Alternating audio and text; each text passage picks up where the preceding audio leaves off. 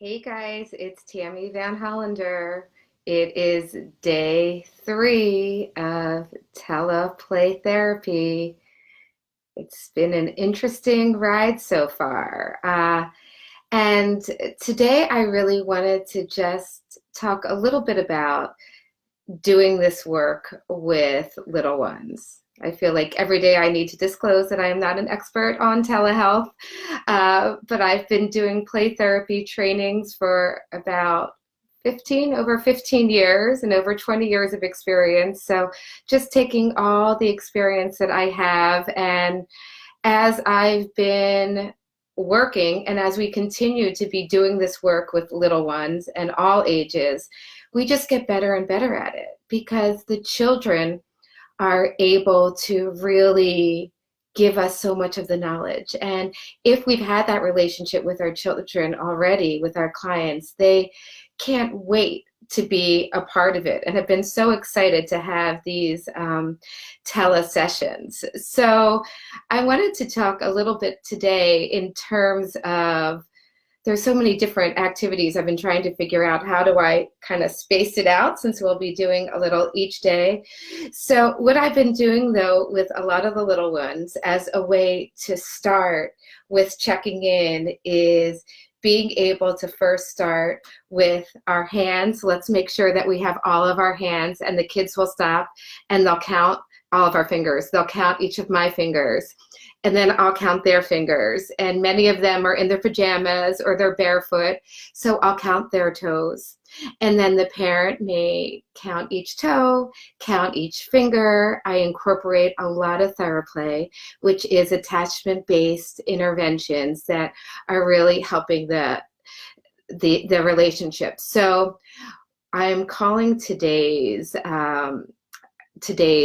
I guess webinar, whatever you want to call it, today's live video, head, shoulders, knees, and toes, because it's been such a great way to stop and to check in and to make sure they have all of their fingers and to make sure that they have all of their toes. And I'm doing the same. And it's a great way to have them stop and to regulate and to slow down. And then I'm going to spare you all my singing voice. We will sing the song and they will get up and we will do head, shoulders, knees, and toes. So hopefully you guys all know the song, head, shoulders, knees, and toes, eyes and ears and mouth and nose, head, shoulders, knees, and toes.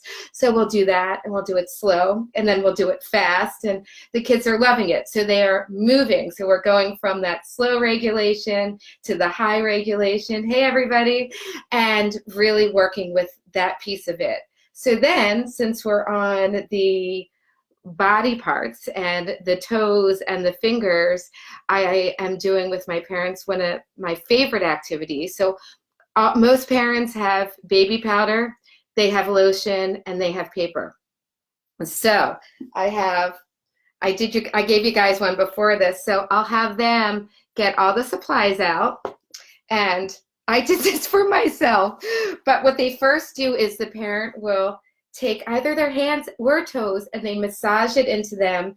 So I'm always cautious of touch. Whenever we do any of this work, we always ask permission. Is it okay to touch the child? Even for the parent to always say, is it okay for me to touch your hands? Is it okay for me to touch your feet? We always have to respect those boundaries and recognize if there has been abuse. There are many kids who cannot tolerate touch, or their cortisol levels will go way up when being touched. So we have to recognize that piece of it and make sure that we are giving that loving, nurturing, safe touch. And the oxytocin, that love and joy hormone, is going way up. So what they'll do is they will take the cream, and if we're doing on their hands, they'll get it nice and sloppy on the child and put it on a piece of paper, and then the child will put their hands, do a handprint or a footprint. And then we take powder, gets a little messy, and sprinkle the powder on, and then wipe it off. And then, if you guys can see, it turns into a handprint. So it's such a beautiful way to be able to do that bonding and a full sensory experience and having the parents connect. And you could do it with other kids in the house as well. They could do this as a family. So what a beautiful way to incorporate safe, appropriate touch and bonding during this time.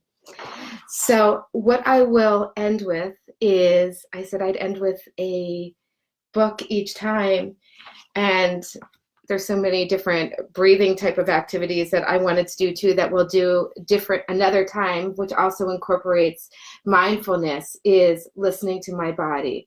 This is such a great book, and it's a perfect book to be doing via telehealth, because it's really helping kids to be in sync with their body, and every single page is a different activity. So just to give you guys a couple things here. It's talking, when I pay attention and listen to my body, I notice many sensations. Sensations are the physical feelings we all have inside and outside our bodies. Cold, sweaty, strong, and breathless are examples of some sensations. Have you felt these sensations before? And then it gives activities for each one. Let's practice. Rub your hands together tightly, quickly, for 30 seconds. What do you notice? Heat, tingle, sweating, anything else for those sensations? So I'll give you another one too. These are all, the more we can do and practice for kids to be aware of their sensations, to be aware of their bodies, is so important. Many of you who've been in my trainings know that we cannot just go to the cognitive right away to the feeling. We first need to get them really reset and get them regulated. So here's another one. Let's practice. Listen to your body. Do you want to sit down or stand up? Do you need to be still or move around? Would you like to wiggle and jiggle, hop or dance? It's your body, so you get to decide. Move in a way that feels good to you. So via telehealth, we could be doing all of these things. We need to get the kids moving. We need to have that nurturing touch. We need to have that positive connection for the families who are there, and being able to even pretend to touch each other. Or if the child's making me food, they'll give me the food and I'll pretend to eat it, and vice versa. So how are we still doing that back and forth while online?